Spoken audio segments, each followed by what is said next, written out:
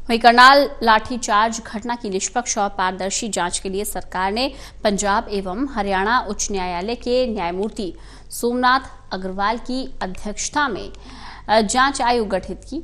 वहीं मुख्यमंत्री मनोहर लाल खट्टर ने बरसात की वजह से हुए किसानों की फसलों के नुकसान की भरपाई के लिए स्पेशल गिरदावरी के आदेश भी मंत्रिमंडल में लिए गए अहम फैसलों की जानकारी देते हुए हरियाणा के कृषि मंत्री जेपी दलाल ने बताया कि बागवानी फसलों को होने वाले नुकसान की भरपाई के लिए मुख्यमंत्री बागवानी बीमा योजना को मंत्रिमंडल में मंजूरी दे दी गई है।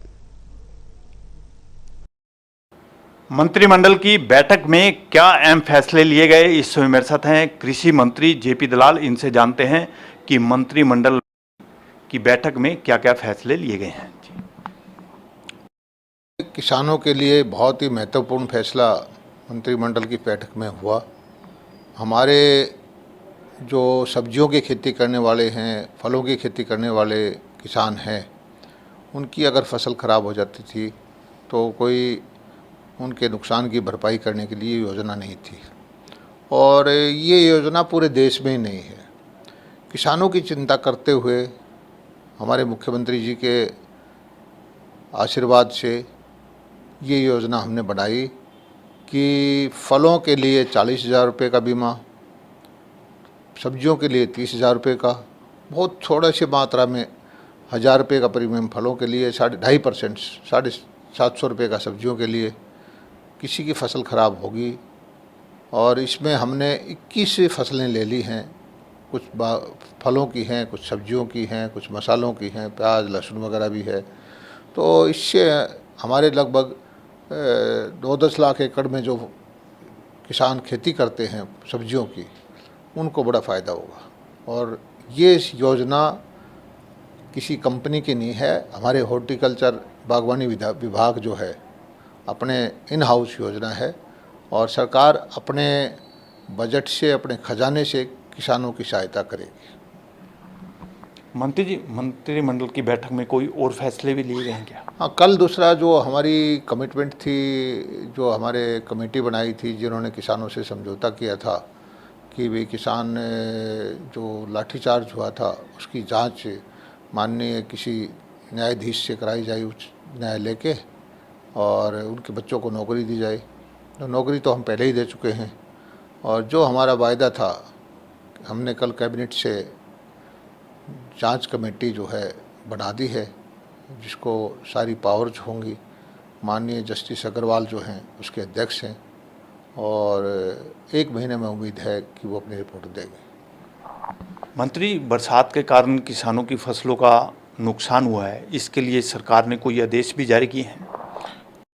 कैबिनेट मीटिंग से पहले हमारी बातचीत हुई आदरणीय मुख्यमंत्री श्री मनोहर लाल जी से, और मैं उनका धन्यवाद अदा करता हूं, और कि उन्होंने किसान हितैषी अपने नीति के अनुरूप ये आदेश दे दिया, जो कौशल साहब हैं ACS